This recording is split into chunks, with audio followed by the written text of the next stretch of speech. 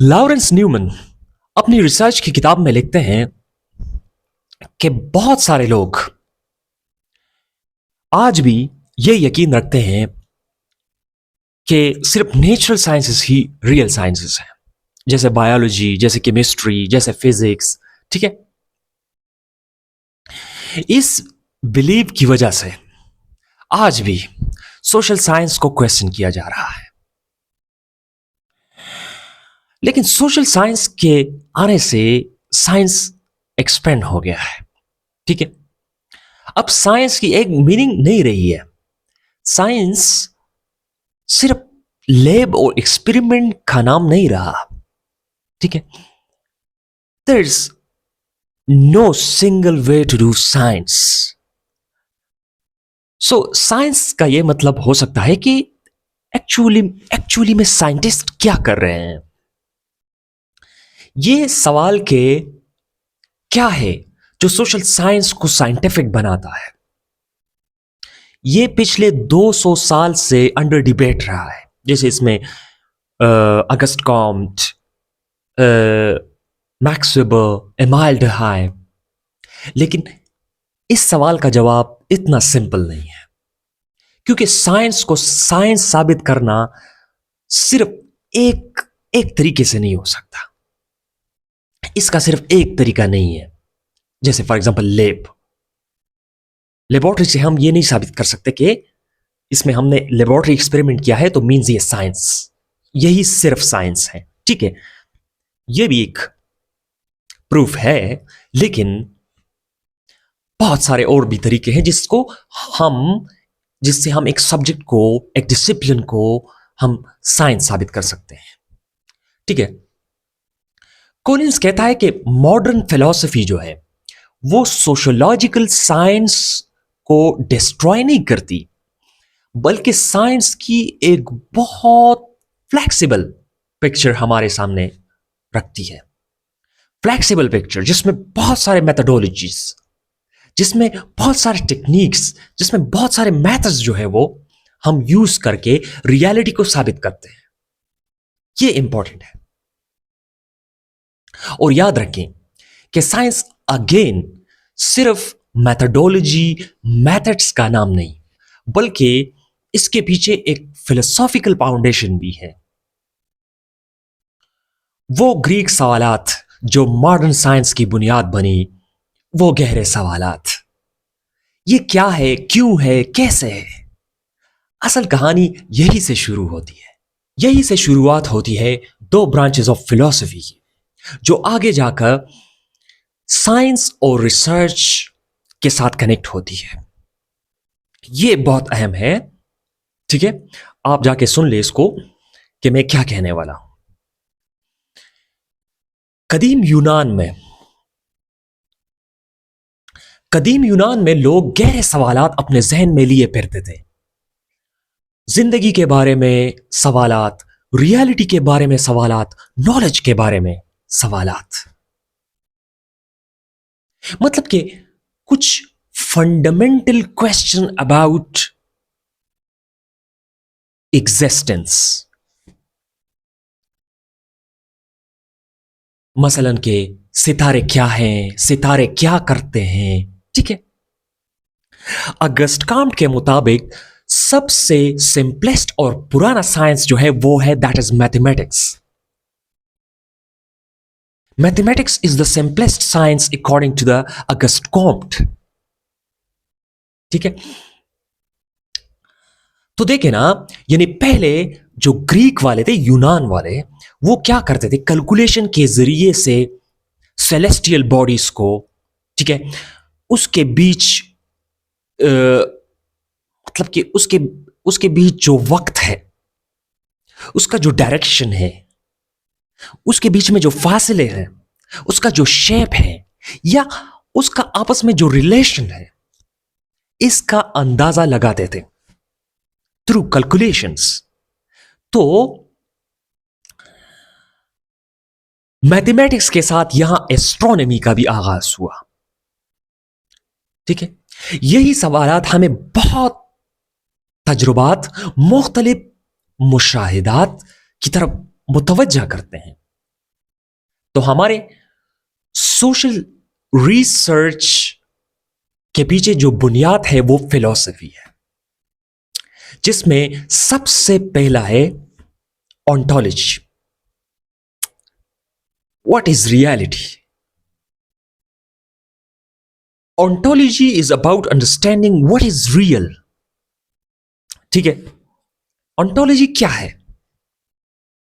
हमारे जहन में एक फंडामेंटल क्वेश्चन है अबाउट एक्सिस्टेंस।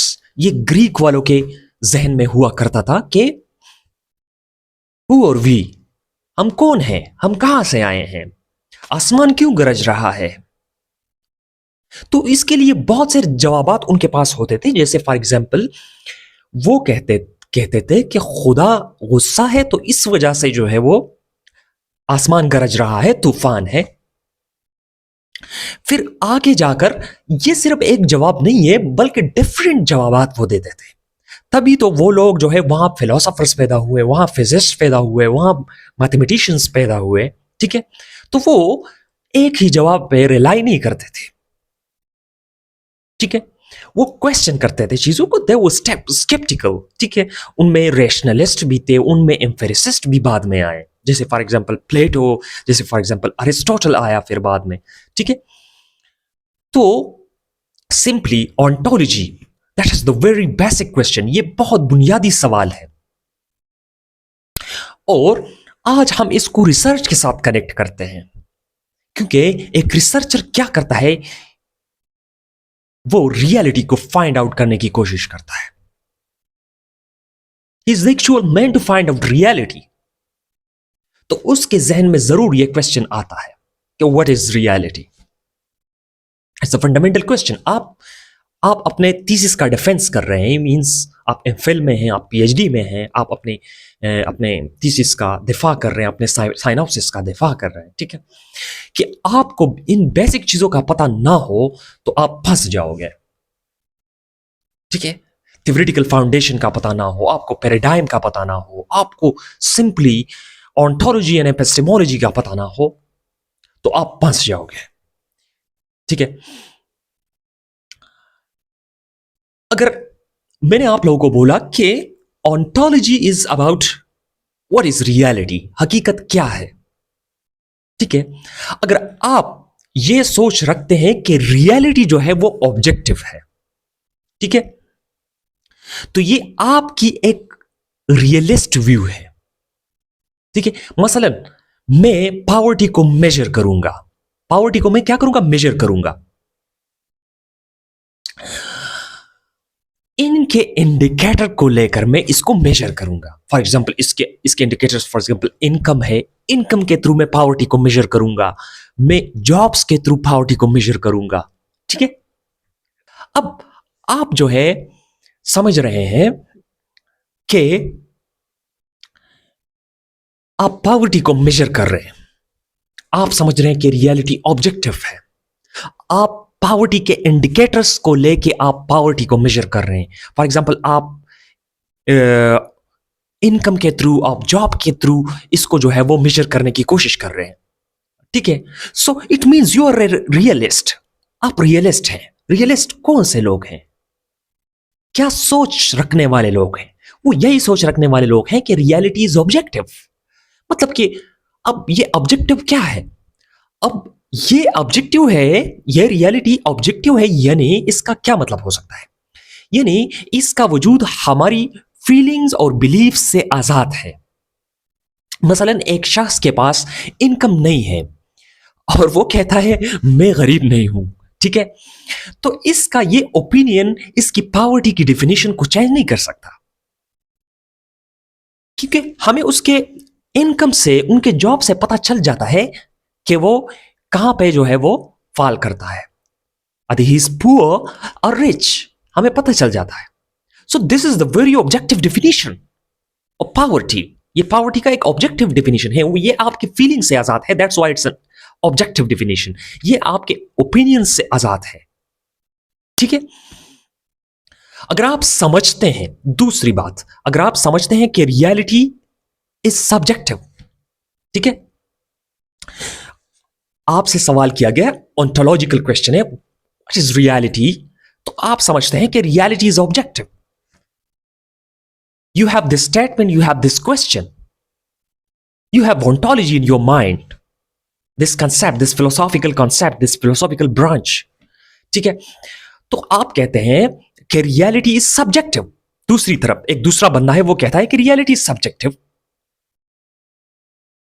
तो ये एक रिलेटिविस्ट व्यू है.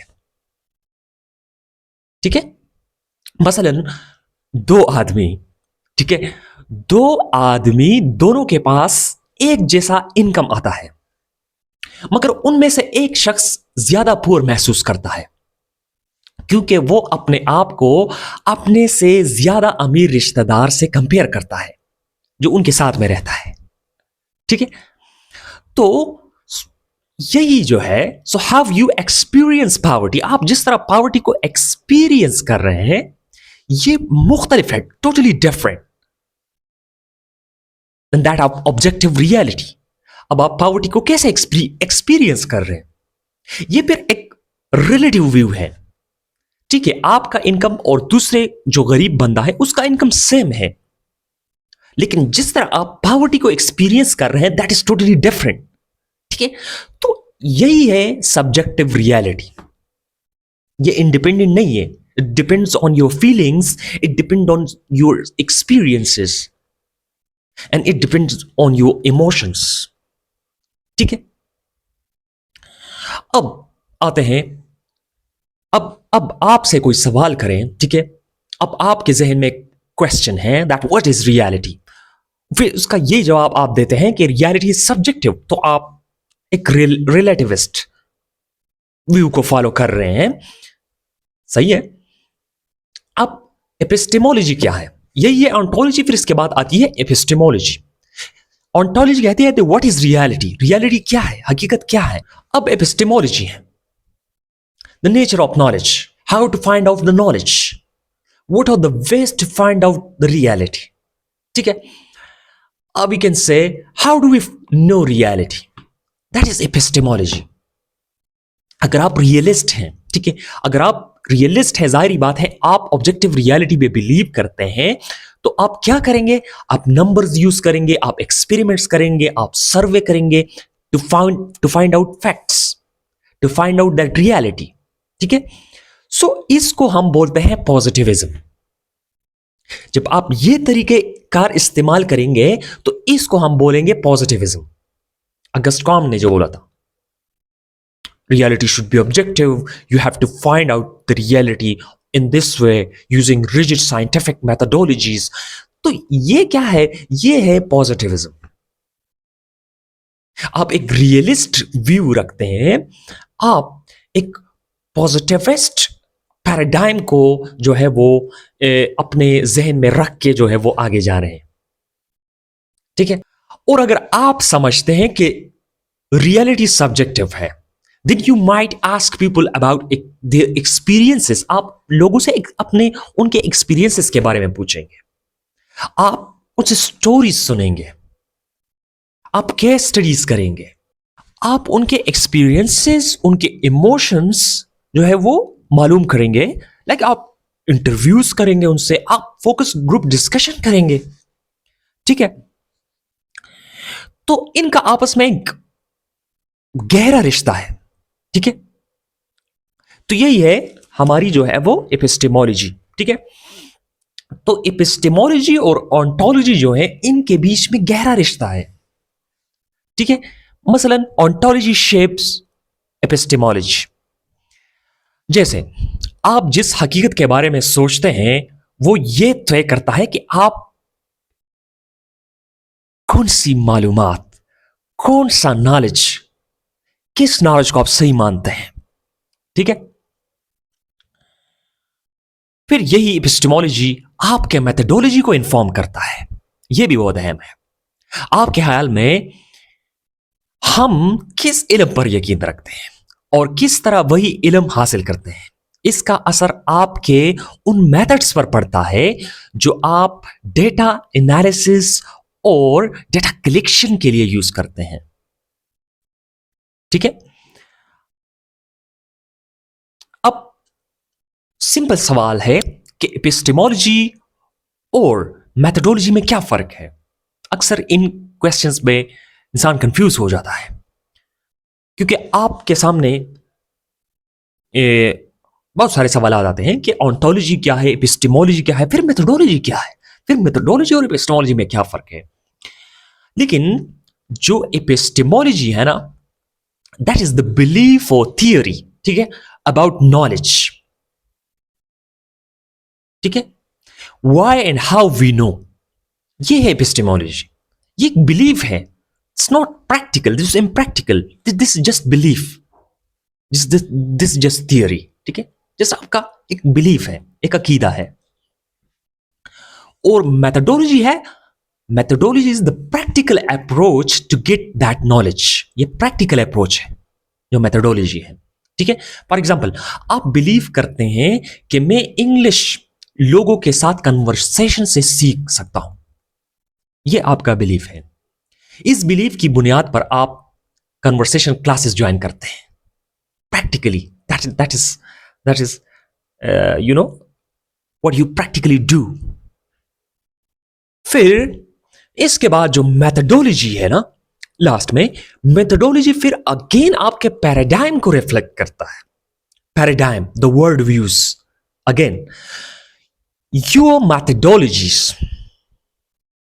we can say your methodological choices reflect your broader worldviews. For example, positivism हो गया, for example, interpretivism हो गया, ठीक है। तो ये इसको रिफ्लेक्ट करता है, ठीक है। आपके मेथोडोलॉजी में ये जाहिर है कि कौन से रास्ते जो है वो आप यूज करते हैं practically to find out the reality.